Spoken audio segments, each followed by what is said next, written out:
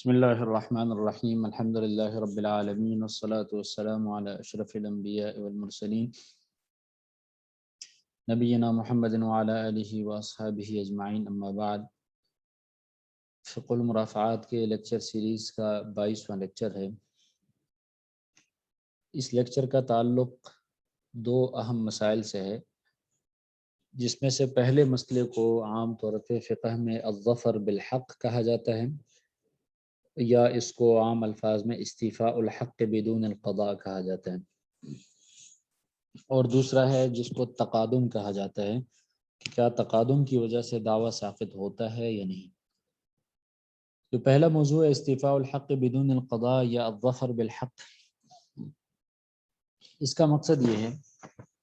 کہ جیسے زید نے خالد کو مثال کے طور پہ 10,000 کا قرضہ دیا، پھر اس کے بعد زید نے خالد سے قرض کا مطالبہ کیا، لیکن خالد قرضے کے واپسی سے انکار کر رہا ہے، اور زید کسی اور طریقے سے خالد سے اپنا یہ قرضہ واپس نہیں لے سکتا، وہ انکار بھی کرتا ہے، زید کے پاس کوئی گواہ بھی نہیں ہے، اور زید اس کو قاضی کے پاس لے جانا چاہتا ہے، لیکن وہ قاضی کے پاس بھی نہیں جا رہا، یا وہ قاضی یا وہ اس طرح ہے کہ اس کو قاضی کے پاس حاضر نہیں کیا جا سکتا، اس کی جگہ معلوم نہیں ہے، یا زید کو یہ خدشہ ہے کہ قاضی کے پاس میں جاؤں گا تو وہاں پہ جو پروسیجرل وہ ریکوائرمنٹس ہیں اس پہ اتنا خرچہ آئے گا کہ وہ جو میرے قرضے سے بھی بڑھ کے ہے، اور وہ قاضی کے علاوہ وہ پیسے دینے پر راضی نہیں ہے۔ اس دوران خالد کے پیسے کسی طریقے سے زید کے پاس آ گئے، مثال کے طور پہ اس کو کہیں پہ اس کا بٹوا مل گیا، یا کہیں پر اس کو خالد کا موبائل مل گیا، تو کیا اس کے لیے یہ جائز ہے کہ اس بٹوے میں سے اپنے پیسے نکال دیں، یا وہ موبائل اس کا ضبط کر دے اور اس کو کہے کہ پیسے دے دیں؟ اگر وہ پیسے دے دیتا ہے تو ٹھیک ہے، نہیں دیتا تو وہ موبائل بیچ کر اپنے پیسے اس سے وصول کر لے۔ تو اب ظفر کا مطلب ہے کامیاب ہونا، یعنی وہ اپنا حق جو ہے، جو اس کا زید کا خالد پر حق تھا، وہ حق اس کو اس طرح سے مل گیا کہ وہ اگر اس میں سے لینا چاہے تو وہ لے سکتا ہے۔ یا استیفاء الحق بدون القضاء، کہ قاضی کے پاس گئے بغیر وہ اپنا حق جو ہے وہ لینا چاہتا ہے، چپکے سے اس سے لینا چاہتا ہے، یا وہ کسی اور جنس میں سے اس سے لینا چاہتا ہے، تو کیا اس کی اجازت ہے یا نہیں ہے؟ اس میں اختلاف ہے۔ امام مالک اور امام احمد بن حنبل رحمہم اللہ، ان دونوں حضرات کے ہاں بغیر قاضی کے اپنے حق کا وصول کرنا جائز نہیں ہے، اس لیے کہ حقوق کی وصولی کے لیے ہی قاضی کو متعین کیا گیا ہے۔ تو اگر قاضی کے علاوہ حق کی وصولی کی اجازت دی جائے تو اس سے معاشرے میں ایک فساد برپا ہو جائے گا، تو اس لیے وہ قاضی کی اجازت کے بغیر اس طرح کے حق کی وصولی کی اجازت نہیں دیتے۔ دوسرا قول امام شافعی رحمۃ اللہ علیہ کا ہے، اور یہ امام مالک سے بھی ایک رائے یہی مروی ہے۔ وہ فرماتے ہیں کہ کسی بھی طریقے سے وہ اپنا حق لے سکتا ہے، چاہے اس کا تعلق اس کے جنس سے ہو یا کسی اس کے جنس کے علاوہ کسی اور چیز سے ہو۔ جیسے مثال میں نے عرض کی کہ اگر 10,000 کی رقم تھی اور اس کو 10,000 ہی مل گئے، یا پیسے مل گئے 10,000 20,000، تو یہ جنس میں سے ہے کہ وہ اس میں سے اپنی رقم وصول کر کے باقی رقم اس کو دے دیں۔ یا وہ کسی اور جنس میں سے ہے، جیسے 10,000 کی رقم تھی لیکن اس کو موٹر سائیکل مل گیا، یا اس کی گاڑی مل گئی، یا اس کا موبائل مل گیا، تو یہ خلاف جنس میں سے ہے۔ تو امام شافعی رحمۃ اللہ علیہ مطلقاً اس کی اجازت دیتے ہیں، چاہے وہ اس کے جنس میں سے ہی وہ وصولی کرے یا خلاف جنس میں سے وصولی کرے۔ تیسرا قول حنفی فقہا کا ہے، وہ فرماتے ہیں کہ صرف اپنے جنس میں سے ہی وصول کیا جا سکتا ہے۔ اگر پیسے ہے تو پیسوں کی شکل میں ہی وصول کیے جا سکتے ہیں، اس کا موبائل وغیرہ نہیں بیچا جا سکتا، اور نہ ہی اس کو قبضے میں لیا جا سکتا ہے۔ البتہ بہت کچھ فقہا متاخرین حنفی فقہا نے بھی امام شافعی کے قول پر فتویٰ دیا ہے کہ خلاف جنس میں سے بھی لیا جا سکتا ہے، اس لیے کہ لوگوں میں حقوق کی واپسی کا رجحان بہت زیادہ کم ہو گیا ہے۔ فساد الذمم کا مطلب یہ ہے کہ لوگوں کے ذمے خراب ہو گئے ہیں۔ ذمے کا مطلب یہ ہے کہ وہ لوگوں کے حقوق احسن طریقے سے واپس نہیں دیتے، اور قاضی کے پاس چلے جانا یا وہ ایک لمبا پروسیجر ہے جس میں خرچہ بھی بہت زیادہ ہو جاتا ہے، اور نہ اس کے پاس ہے، یا اگر اس کے پاس گواہ نہیں ہے یا وہ انکاری ہے، کوئی طریقہ ذریعے ثبوت اس بات اس کے پاس نہیں ہے، تو اس کا یہی طریقہ بچتا ہے کہ وہ اس سے اپنا حق وصول کر لے، چاہے وہ اس کے جنس سے ہو یا خلاف جنس سے ہو۔ اس بارے میں اصل میں دلائل سے پہلے ایک واقعے کو سمجھنا ضروری ہے، جس کا کئی دفعہ ذکر پہلے بھی گزر چکا ہے کہ جب فتح مکہ کے موقع پر حضرت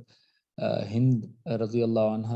حضور اکرم صلی اللہ علیہ وسلم کے پاس آئیں، اور حضور صلی اللہ علیہ وسلم خواتین سے بیعت لے رہے تھے، جس میں ایک شق یہ بھی تھی کہ ولا یسرقن ولا یزنین ولا یقتلن اولادہن،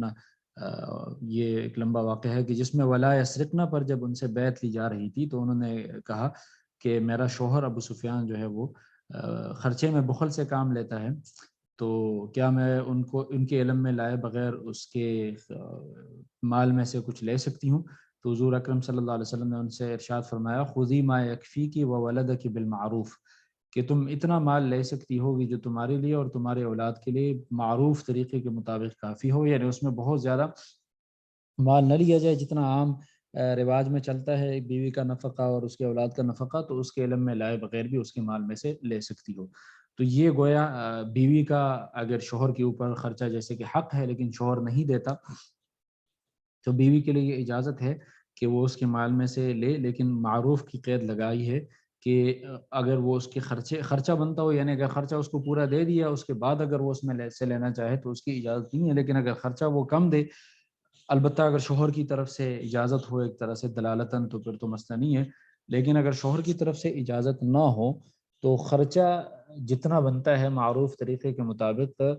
وہ بیوی خاوند کے علم میں لائے بغیر بھی لا سکتی ہے،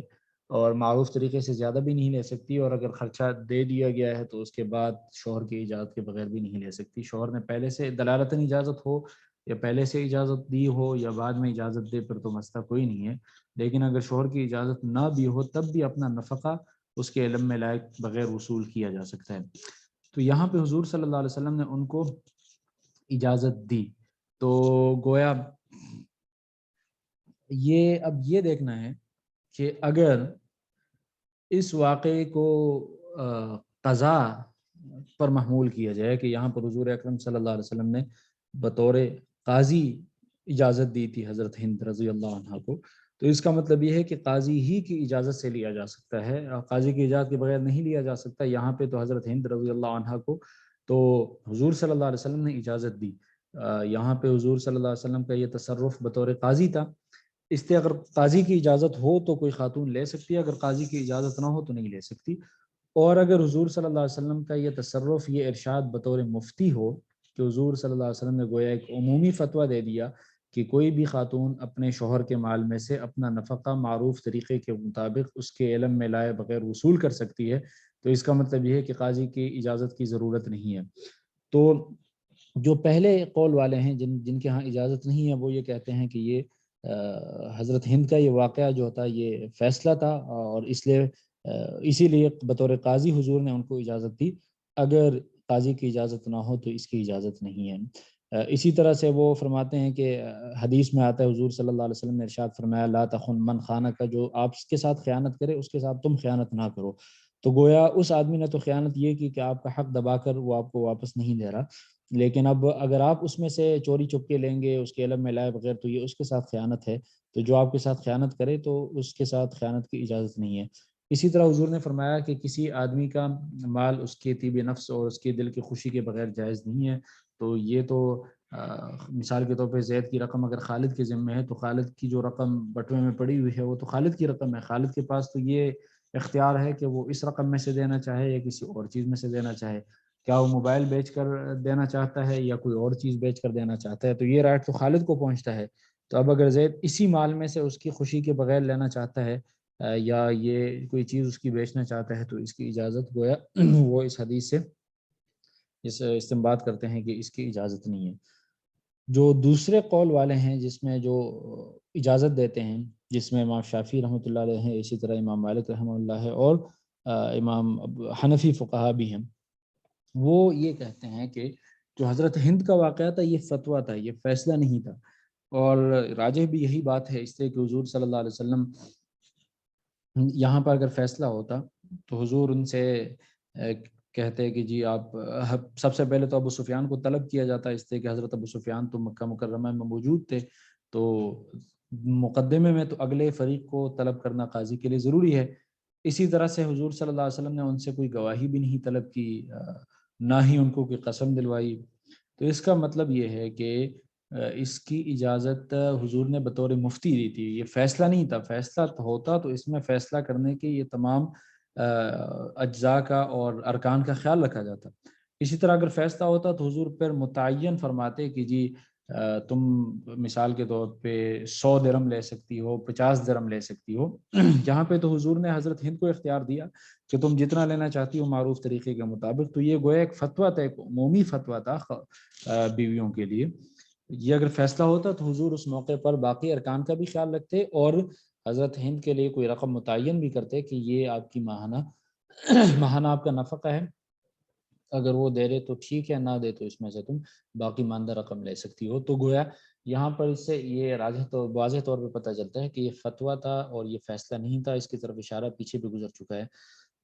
اسی طرح ان کی دلیل کچھ آیات بھی ہیں، جیسے حدیث میں آیت میں ہے وَإِنْ عَاقَبْتُمْ فَعَاقِبُوا بِمِثْلِ مَا عُوقِبْتُمْ بِهِ، کہ اگر تمہاری سزا دینے کی باری آ جائے تو اتنی سزا دیا کرو جتنی تمہیں سزا دی گئی ہے۔ اسی طرح آیت ہے فَمَنْ اعْتَدَىٰ عَلَيْكُمْ فَاعْتَدُوا عَلَيْهِ بِمِثْلِ مَا اعْتَدَىٰ عَلَيْكُمْ، کہ جو تمہارے اوپر زیادتی کرے تو تمہارے پاس یہ حق ہے کہ تم بھی اس سے اتنا ہی بدلہ لو جتنا اس نے تمہارے اوپر زیادتی کی ہے۔ تو یہاں پر خالد جب زید کی رقم واپس نہیں کر رہا تو یہ غلط کر رہا ہے، یہ زیادتی کر رہا ہے، تو زید کے پاس یہ اختیار ہے کہ وہ اسی زیادتی کے بقدر اس سے بدلہ لے لے اور اپنی رقم وصول کر لے۔ اور جو احادیث ہیں اس میں کہا گیا ہے کہ جو تمہارے ساتھ خیانت کرے تم اس کے ساتھ خیانت نہ کرو۔ یہاں پر تو اصل مسئلہ یہی ہے کہ دوسرے قول والے اس کو خیانت نہیں سمجھتے۔ خیانت تو تب ہوتا جب زید خالد کی رقم لیتا، یہاں پہ تو زید اپنی رقم وصول کر رہا ہے۔ اسی طرح سے کسی اور کا مال اس کی طیب نفس کے بغیر جائز نہیں ہے۔ یہاں پر تو زید اپنا مال وصول کر رہا ہے، یہ تو خالد کا مال ہے نہیں، اپنا مال وصول کر رہا ہے۔ اور خالد کے پاس یہ اجازت تھی، یہ آپشن تھا کہ وہ کسی بھی مال میں سے دے، لیکن جب اس نے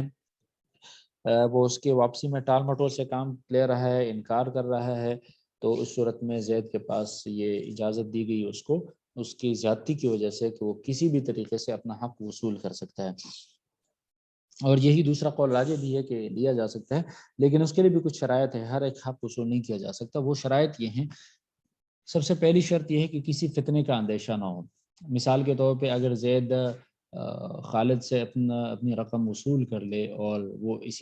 طریقے سے وصول کر لے کہ گویا وہ بظاہر لگتا ہو کہ وہ چوری کر رہا ہے، کوئی اس کو دیکھ لے یا وہ کیمرے میں آ جائے، پھر بعد میں وہ بے شک دعویٰ کرے کہ جی میری خالد کی ذمہ رقم تھی اور وہ خالد واپس نہیں کر رہا تھا، وہ تو ثابت نہیں کر سکے گا اس لیے کہ اس کے پاس گواہ نہیں ہے، تو پھر اس پر چوری کی وہ یعنی ایک فتنہ برپا ہو جائے گا اور ایک جھگڑا ہو جائے گا۔ تو اگر بغیر فتنہ کھڑا کیے اور بغیر جھگڑا کیے وہ آسانی سے اگر وصول کر سکتا ہے تو وہ لے لے، اگر کسی فتنے وغیرہ کا اندیشہ ہو پھر وہ نہیں لے گا، پھر قاضی کے پاس جانا ضروری ہے۔ اسی طرح اس کا بھی خیال رکھنا ضروری ہے کہ اس کی طرف چوری کی نسبت نہ کی جائے۔ جیسے میں نے مثال عرض کی کہ اگر زید وہ رقم لینا چاہتا ہے، اس کے لیے اس نے کمرے کی دیوار پہ لانگ لی یا وہ کسی ایسے طریقے سے جو بظاہر چوری کی طرح وہ لگتا ہے، بعد میں وہ ثابت تو نہیں کر سکے گا کہ یہ تو میری ہی اس کے ذمہ رقم تھی، اس پر چوری کی تہمت لگ جائے گی اور خالد اس پر مزید چوری کی تہمت لگا کے اس کی آبرو خراب کرے گا۔ تو اگر کسی چوری وغیرہ کی اس کی طرف نسبت کی جائے، سرقہ یا غصب وغیرہ، تب بھی اس سے بچنا ضروری ہے تاکہ وہ اس کی آبرو پہ کوئی حرف نہ آئے۔ اسی طرح اس حق کا تعلق کسی سزا سے نہ ہو، یہ مالی حق ہو۔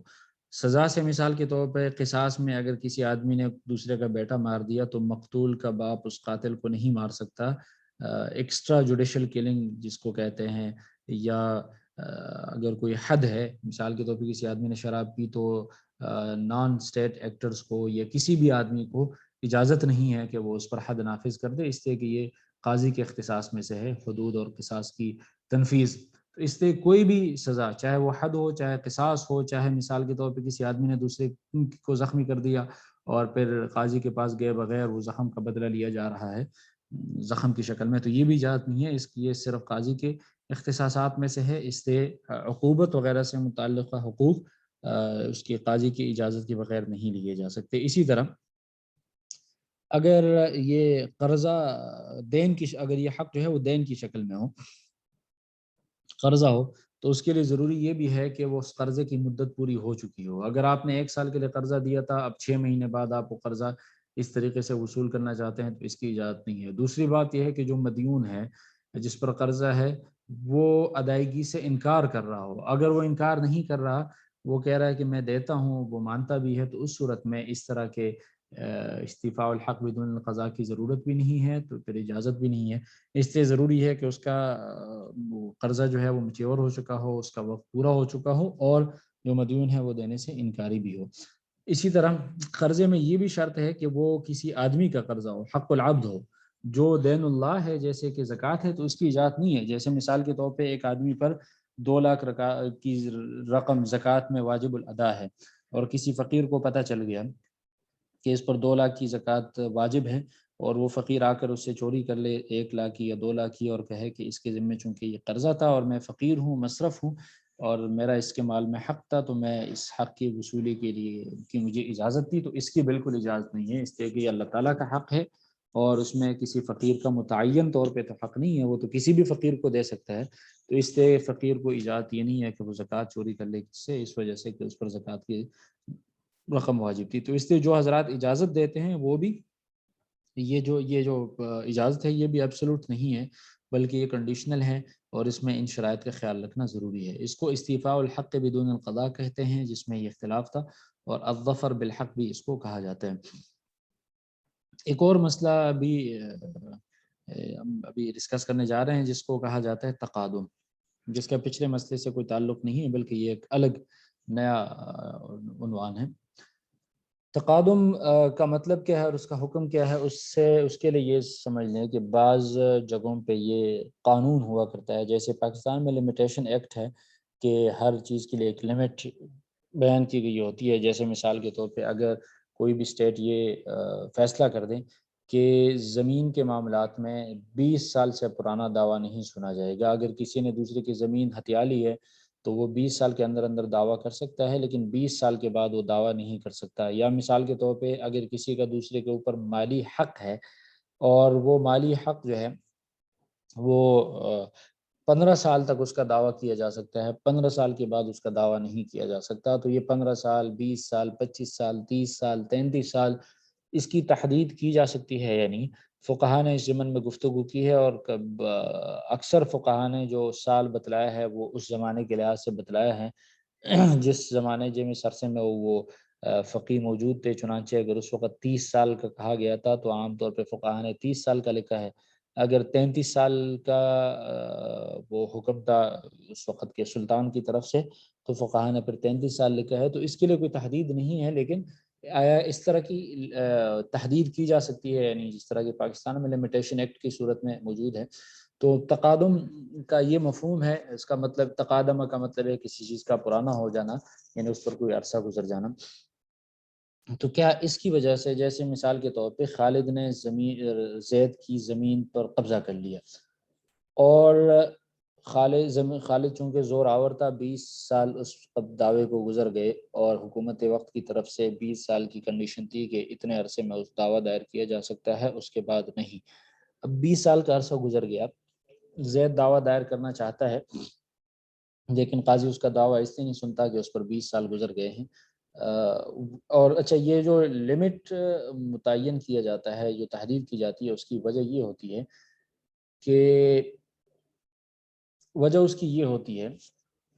کہ اگر اس طرح کی اجازت دی جائے تو دعووں کی بہتات ہو جاتی ہے، اور بہت زیادہ لوگ، کوئی بھی آدمی اٹھ کر دعویٰ دائر کر دے گا کہ اس نے 30 سال پہلے میرے زمین ہتھیا لی تھی، اور پھر گواہ بھی نہیں ہوگا، کوئی ذریعہ ثبوت بھی نہیں ہوگا، اتنا عرصہ گزرنے کے بعد شاید یہ دعویٰ غلط بھی ہو۔ اگر دعویٰ درست ہوتا تو 20 سال یہ آدمی کدھر تھا؟ تو اس لیے ایک نیا وہ ایک کاتھا کھولنے کے بجائے اس پر پابندی لگائی جائے کہ اتنے عرصے بعد وہ دعویٰ دائر نہیں کیا جا سکتا۔ اس سلسلے میں پہلی بات یہ سمجھنے کہ تقادم سے کوئی آدمی کسی چیز کا مالک نہیں بن جاتا، نہ ہی وہ اللہ تعالیٰ کے ہاں اس کا وہ حق ختم ہوتا ہے۔ جیسے میں نے مثال عرض کی کہ زید کی زمین خالد نے دبا دی تھی، اور اس پر 25 سال کا عرصہ گزر گیا، تو 25 کا 50 سال بھی گزر جائیں تو خالد اس زمین کا مالک نہیں بنتا، اور نہ ہی اللہ تعالیٰ کے ہاں خالد اس زمین کا مالک ہے اور نہ ہی زید کا حق اس زمین میں سے ختم ہو گیا ہے اگر زید اپنے دعوے میں سچا ہو،